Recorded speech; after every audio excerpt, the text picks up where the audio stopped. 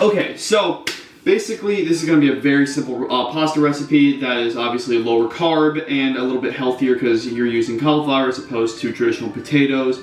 Not to say that potatoes aren't healthy, they have their own slew of fiber, vitamins, minerals, and micronutrients and whatnot, but obviously cauliflower is a lot less calorically dense, so this is still a pseudo-indulgent way to have pasta favorites, gnocchi being my absolute personal favorite of the pasta varieties. Here is a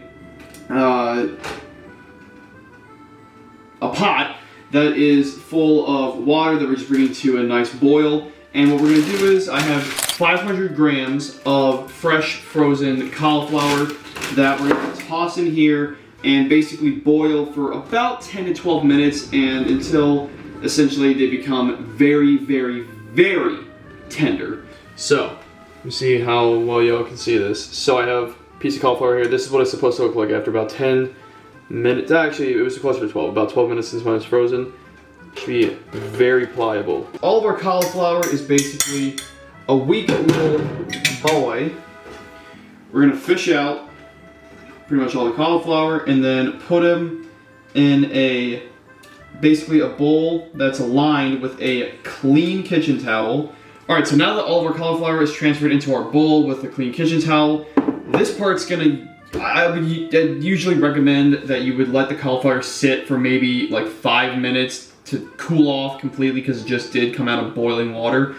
But I'm not that smart right now. So what we're gonna do is we're gonna wrap up the cauliflower and basically just press down on it and squeeze it so that we can let all the juices, or really all the water, escape from the cauliflower. And we're gonna form a nice little cauliflower ball. Ow! Why is it so hot? Yeah. So the reason why we want to wring out all the water from the cauliflower is when we try to put the dough together, any extra moisture is really gonna kind of prevent the dough from forming, and a lot of the times too, any excess water requires excess flour to bind it into a cohesive dough. And obviously, you know, if you want to try to keep this on like the lower calorie side, the less flour you add will result in a lower calorie option or a lower calorie result. All right, I'm gonna call that good enough because my hands are on the verge of 3rd-degree burns. And now you have a delicious cauliflower broth. Delicious. There's a nice little cauliflower dumpling. A little babby. Bada boom. Okay, I'm gonna put this down real quick. And now we're gonna change angles. Alright, so we got our food processor. What we're gonna take now is our little cauliflower dumpling guy. Plop them right in there. And then we have a cup full of 290 grams of all-purpose flour, which we are just going to pour right into the processor. Alongside the flour and the cauliflower, we're going to add 1/2 tablespoon of kosher salt. We're also going to add about 20 cranks worth of black pepper. There we go. Now basically we're just going to pop on the lid, lock her up, and then let this thing go until basically a dough ball forms. Yes, sir!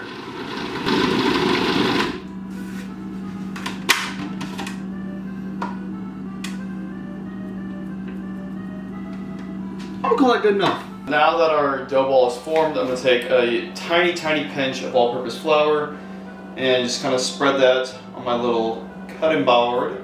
Next, we're just gonna take out our little dough ball, plop him down. Now we're gonna knead this bad boy for about maybe like oh my god. Alright. We're gonna knead this guy for just about like a minute or two, just so we can fully get the dough to incorporate and make sure that any straggled pieces like I said, get pushed into the main dough mass. And as you can tell, I'm not really a fine kneader myself. I don't do this too often, but it's all about the experience, man. It's all about that. It's all about, you know, gaining some knowledge, bro. So as you can see, I have a couple of cracks. By a couple, I mean a shit ton, all around my dough ball. And so what I need to do is hydrate it just a tiny, tiny bit in order for the dough to fully come together. So I'm just gonna put a little bit of water in my hands and then keep kneading it. This is what you're looking for. Just a nice little dough guy. You press down into it. It slowly, very, very slowly retracts, but doesn't come back all the way. So what we're gonna do with this now is wrap it in plastic wrap. Now this step is optional. You don't have to do this, but I like to do it just to let the gluten relax a little bit, so it'll be easier to roll out and shape into the actual gnocchis later on. And pop her in the fridge for about 30 minutes to an hour. Okay, so for the rest of this video, I'm gonna experiment doing a voiceover in the hopes that I can provide a more eloquently presented recipe. So first, as you can see me doing, I recommend dividing your dough in half for more appropriate portions. I believe my total dough weight was around 536 grams, so each of my halves should be around 268 to 270 grams for equivalent macros. And take whichever half you don't want currently, wrap it back up in plastic, and you can store it in the fridge for up to 1.5 to 2 weeks. Now we are going to prepare and shape our gnocchi. Start off by taking your dough and rolling it out to a log that is about 1 inch in diameter. This, of course, is just being a general recommendation for adequate cook times, but by all means, experiment with, different sizing of your gnocchi. Alright, after we rolled out our Pillsbury dough schlong, use a bench scraper or a sharp knife to divide the dough into 1-inch segments to form little pillow boys. Keep in mind that size is important in terms of consistency here. You need to make sure that each individual gnocchi is roughly the same size just to ensure that they will all finish cooking at the same time. Now, technically speaking, the gnocchi at this point is done and is ready to be cooked. However, you can do one more additional step to help shape your pasta. Take a fork, prongs pointing down into your work surface, and starting at the top, apply gentle and even pressure to push the gnocchi down to give it a distinct 3-ridge structure. This shape helps provide little nooks and crannies for sauces to cling to, allowing you to essentially shovel higher volumes of Prego into your face hole. Okay, recipe time.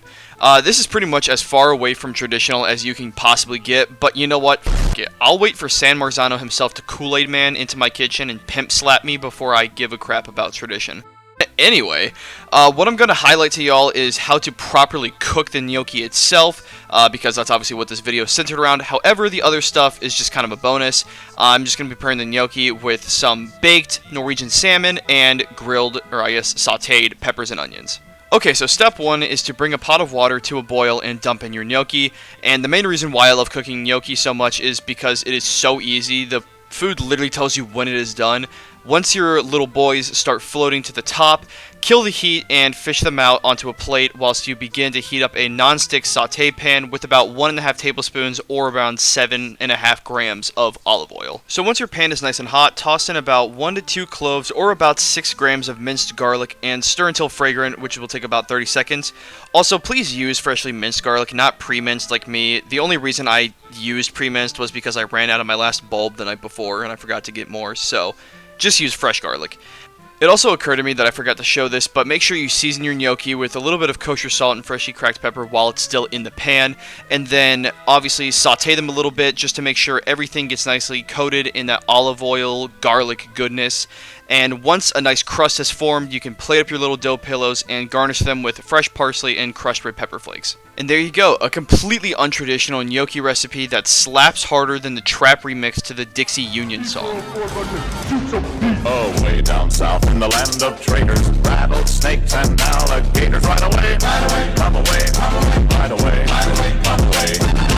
Anyway, I hope y'all enjoyed this recipe or found some new ideas from it, and I hope that you stick around for the food science explanation of using cauliflower as a viable substitute. But if not, thank you so much for just watching up to this point. And if you could, I would really appreciate it if you left a like and subscribe to my channel. And see you guys in the next one.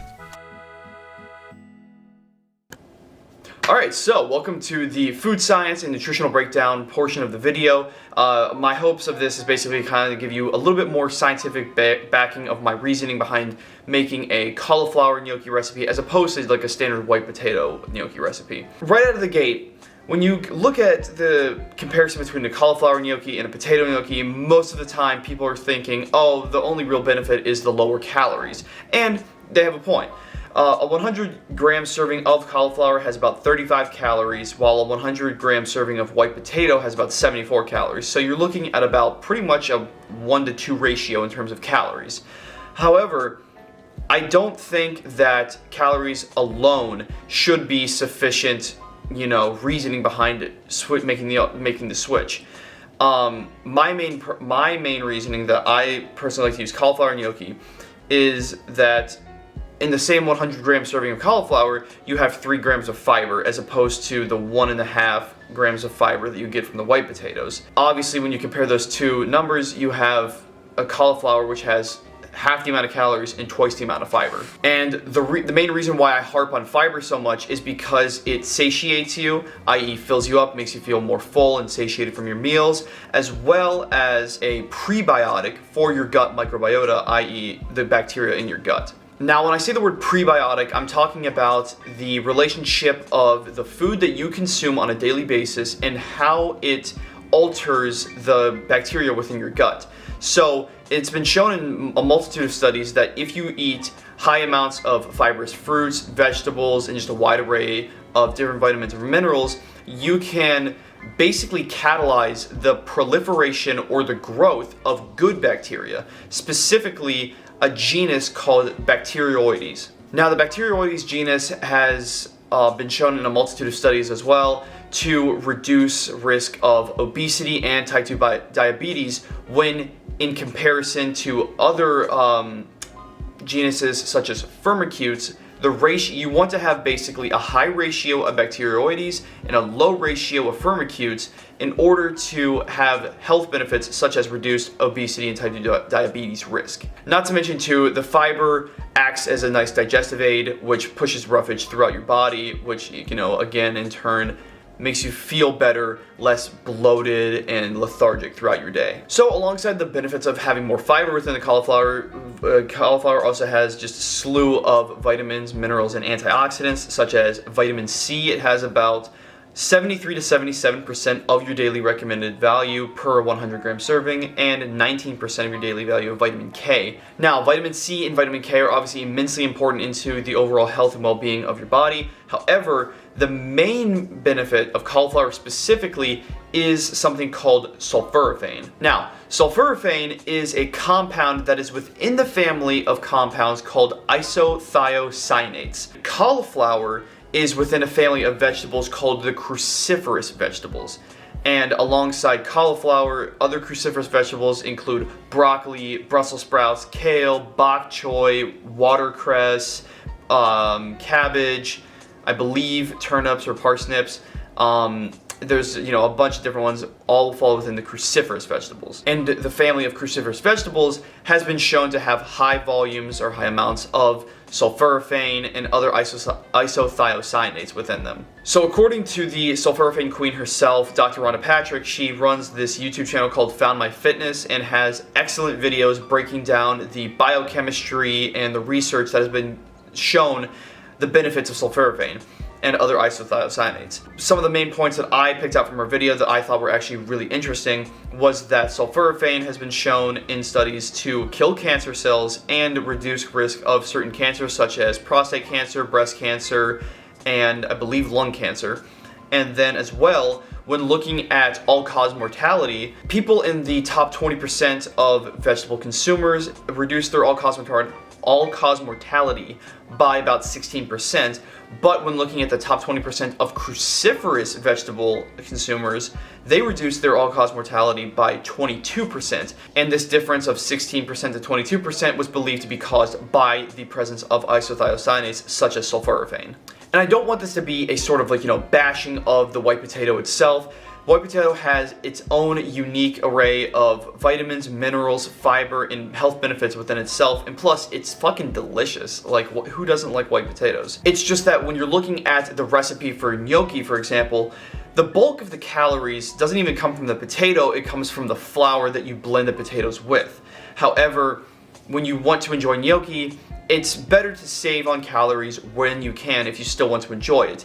Even though, for example, my gnocchi recipe, the 1/2 of the portion is about 512 calories, that is still significantly less than what it would have been if I, say, used potatoes. So instead of, 512 calories, it could have been 700 or probably 650 or something like that. So it's not that you're making huge leaps and bounds in terms of caloric differences when you use cauliflower as opposed to potatoes, but every little bit counts. And so I hope that kind of sheds a little bit of light on why I decided to make a cauliflower gnocchi recipe as opposed to a potato gnocchi recipe.